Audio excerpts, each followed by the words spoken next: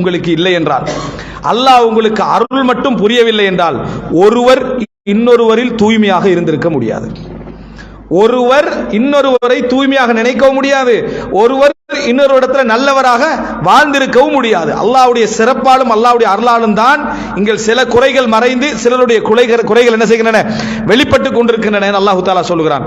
ரசூலுல்லாஹி ஸல்லல்லாஹு அலைஹி வஸல்லம் சொன்னார்கள், இன்னல் முஃமின கிர்ருன் கரீம் வல் ஃபாஜிரு ஹிப்புன் லஈம் என்று சொன்னார்கள். ஒரு முஃமின் ஏமாறக்கூடிய தன்மையுள்ள சங்கையானவன் அப்படின்னு சொன்னாங்க. எப்படி சொன்னாங்க?